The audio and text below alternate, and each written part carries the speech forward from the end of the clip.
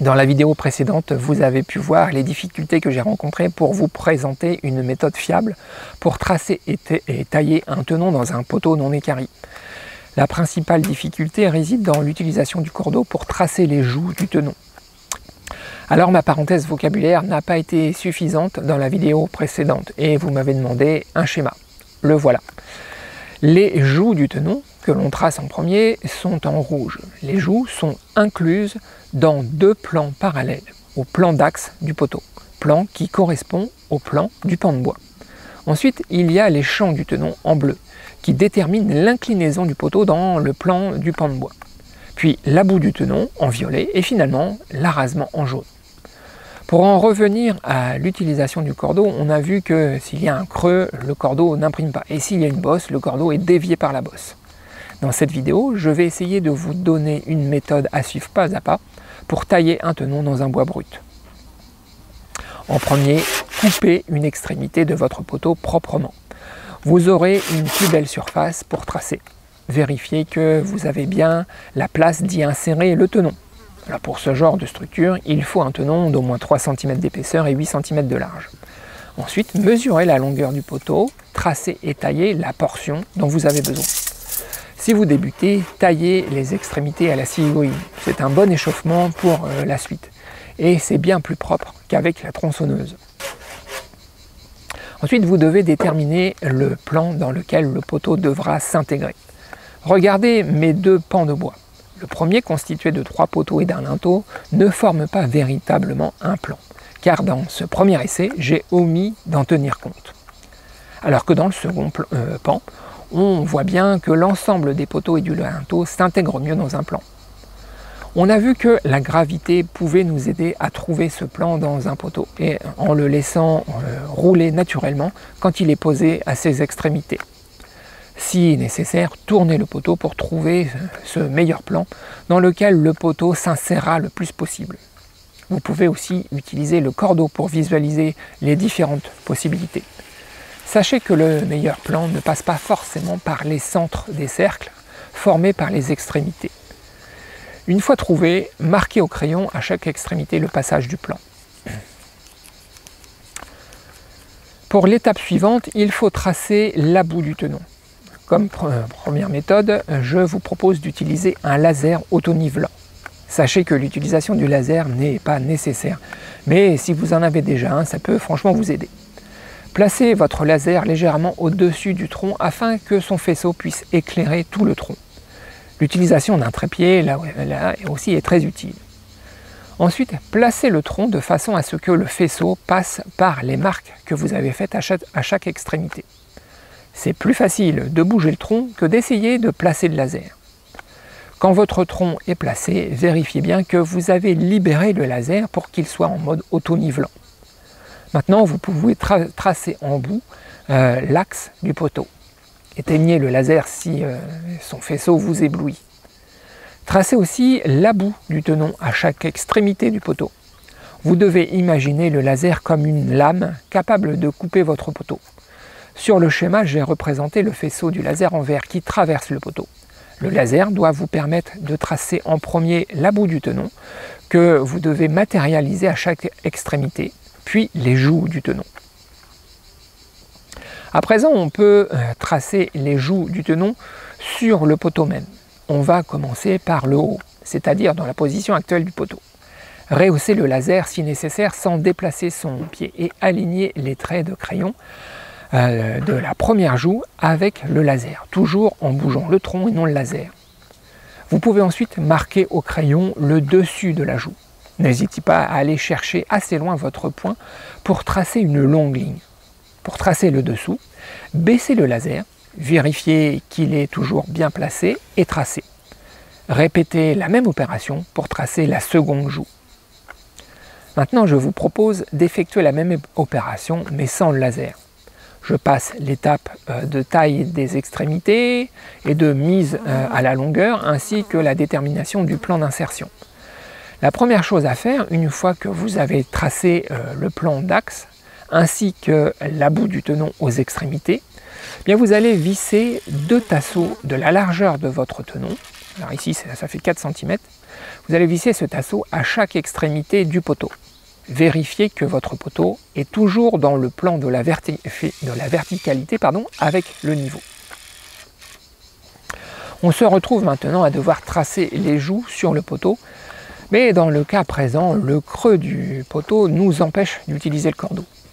N'essayez pas d'appuyer sur le cordeau pour lui faire toucher le tronc, car il y a une grande probabilité que vous fassiez dévier le cordeau. Utilisez une petite règle en la plaçant contre le cordeau et à l'œil, alignez la règle avec le tasseau. On pourrait aussi utiliser un petit fil à plomb, style pendule du radiesthésiste. Faites cette opération de chaque côté du tasseau. Une fois tracé, vous pouvez retourner le poteau pour qu'on se retrouve dans la situation d'avoir la bosse sur le dessus. Ici, vous allez placer le cordeau pour qu'il affleure l'extrémité que vous êtes en train de tracer, ce qui nécessite de remonter le cordeau de l'autre côté. C'est finalement plus facile de tracer les joues sur une bosse plutôt que dans un creux. Pour m'assurer que la méthode que je vous propose est valable, j'ai contrôlé mes traits avec le laser. Vos joues sont tracées. Vous pouvez maintenant tracer l'arasement. Alors ne vous cassez pas trop la tête, car ce tracé est juste là pour vous aider à tailler les joues du tenon. Il ne correspond en rien à la forme que devrait avoir l'arasement final. On tracera celui-ci après. Ce sera le sujet d'une prochaine vidéo. Maintenant, vous pouvez tourner d'un quart de tour le poteau afin de tailler une première joue. Alors je vous laisse regarder à nouveau les images qui parlent d'elles-mêmes. Et pour plus d'explications, reportez-vous à la vidéo précédente.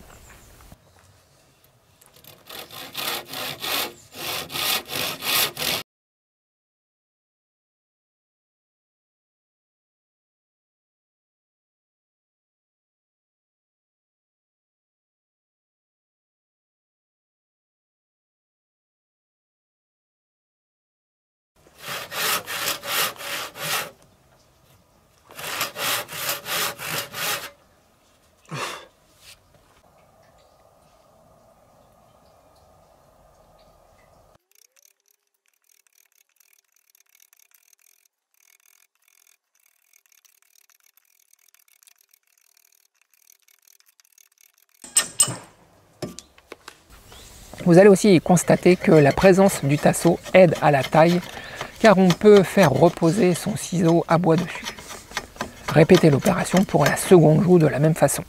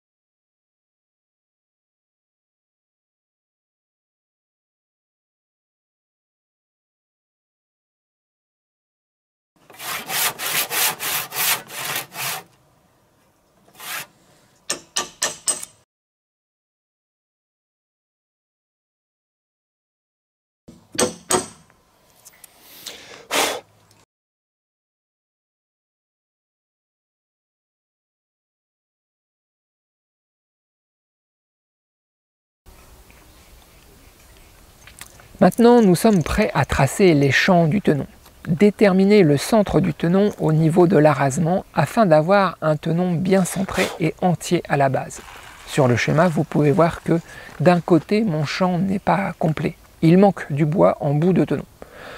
Alors, ce n'est pas grave hein, s'il manque de la matière en bout de tenon.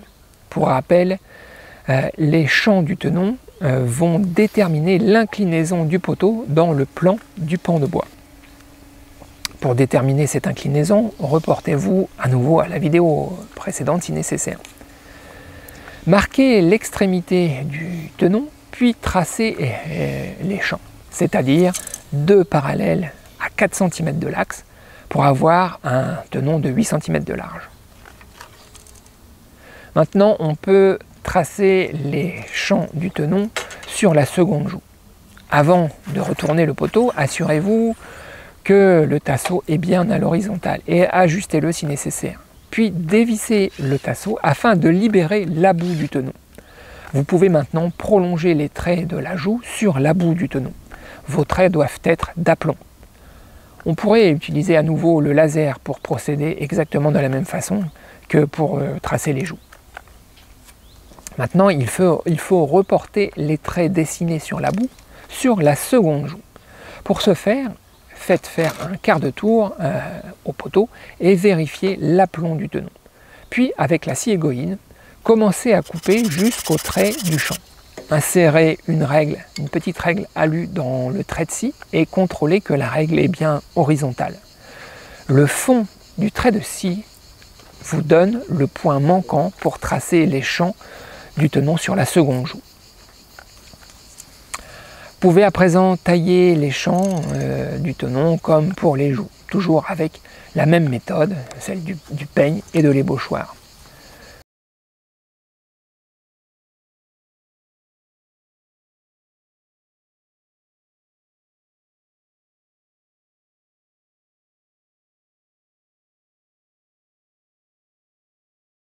Voilà, votre tenon est taillé, il est prêt à rentrer dans la mortaise pour tracer et tailler l'arasement. Dans la vidéo suivante, on verra comment tracer et tailler les mortaises dans le linteau. Alors, j'espère que la méthode que je vous propose est claire et vous donne envie de vous essayer sur des bois non équarris. À bientôt!